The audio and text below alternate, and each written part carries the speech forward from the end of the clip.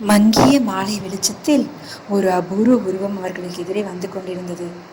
அதோ வருவது யார் என்று கேட்டான் பரஞ்சோதி.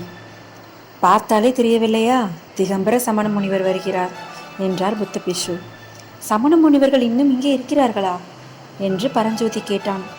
முக்கால்வாசி பேர் பாண்டிய நாட்டுக்கு போய்விட்டார்கள், மற்றவர்களும் சீக்கிரம் போய்விடுவார்கள். சமண முனிவர் அருகில் வந்தார். அவர் புத்த துறவியைப் போல உயர்ந்து வளர்ந்தவர் அல்ல, கட்டையும் குட்டையுமாய் இருந்தார். கௌபீனம் ஒன்றுதான் அவருடைய ஆடை. ஒரு கையில் உரிக்கட்டி தூக்கிய கமண்டலம் வைத்திருந்தார், இன்னொரு கையில் மயில் தொகை விசிறி, கக்கத்தில் ஒரு சுருட்டிய சிறு பாய். அவர் அருகில் வந்ததும் புத்த பிசு புத்தம் சரணம் கச்சாமி என்றார். சமண முனிவர் அருகத்தால் போற்றி என்றார். இருட்டுகிற சமயத்தில் அடிகள் எங்கே பிரயாணமோ என்று புத்த சந்நியாசி கேட்டார். அதற்கு அந்த சமணர், ஆஹா, இந்த ருத்ரபூமியில் எனக்கென்ன வேலை? தொண்டலை மண்டலம்தான் சடையன் கூத்தாடும் சுடுகாடாகிவிட்டதே, தெரியாதா? நான் பாண்டிய நாட்டுக்கு போகிறேன் என்றார். இன்றைக்கு ஏதாவது முக்கியமான விசேஷம் உண்டா என்று புத்த துறவி கேட்க, சமண முனிவர், உண்டு, விசேஷம் உண்டு, கோட்டை கதவுகள் அடைக்கப் போகிறார்களாம் என்று சொல்லிக்கொண்டே மேலே விரைந்து சென்றார். ஒரு காலத்தில் இந்த பல்லவ சாம்ராஜ்யத்தில் சமணர்கள் வைத்ததே சட்டமாயிருந்தது. அவர்கள் கிழித்து கோடு தாண்டாமல் மகேந்திர சக்கரவர்த்தி நடந்து வந்தார். இப்போது என்று கூறி புத்த பிசு நிறுத்தினார். இப்போது என்ன என்று பரஞ்சோதி கேட்டான். இப்போது சைவ வைஷ்ணவரின் பாடு இந்த நாட்டில் கொண்டாட்டமாக இருக்கிறது. ஓஹோ என்றான் பரஞ்சோதி. ஏதோ கோட்டை கதவு சாத்துவதை பற்றி சமண முனிவர் சொன்னாரே, அது என்ன என்று கேட்டான்.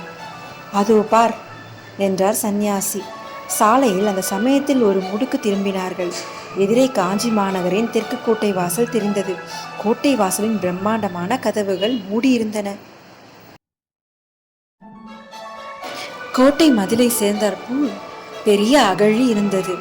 அதன் அகலம் சுமார் 100 அடி இருக்கும். குனிந்து பார்த்தால் இடு பள்ளமாய் இருந்தது. அடியில் 2 நிறமுள்ள ஜலம் காணப்பட்டது. நமது பிரயாணிகள் வந்த ராஜபாதையானது அகழியின் அருகில் வந்ததும் 2ஆக பிரிந்து, ஒன்று வலப்புறமாகவும் ஒன்று இடப்புறமாகவும் கோட்டை மதிலை சுற்றி அகழிக்கரையோடு சென்றது. சாலையோடு வந்த வண்டிகளும் மனிதர்களும் இடதுபுறமாகவோ வலதுபுறமாகவோ மதிலை சுற்றி கொண்டு போனார்கள். அகழியின் மேல் ஒரு குறுக்கமான மரப்பாலம் காணப்பட்டது. அது கோட்டை வாசல் வரை சென்றது. புத்த துறவி பரஞ்சோதிக்கு சைகை காட்டிவிட்டு அந்த பாலத்தின் மேல் நடந்து சென்றார். பரஞ்சோதியும் அவரை பின்தொடர்ந்தான்.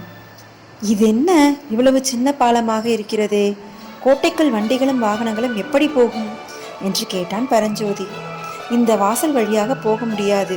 வடக்கு வாசலிலும் கிழக்கு வாசலிலும் பெரிய பாலங்கள் இருக்கின்றன. அவற்றில் யானைகள் கூட போகலாம் என்றார் சந்நியாசி. பாலத்தை தாண்டி கோட்டை வாசல் அருகில் அவர்கள் வந்தார்கள்.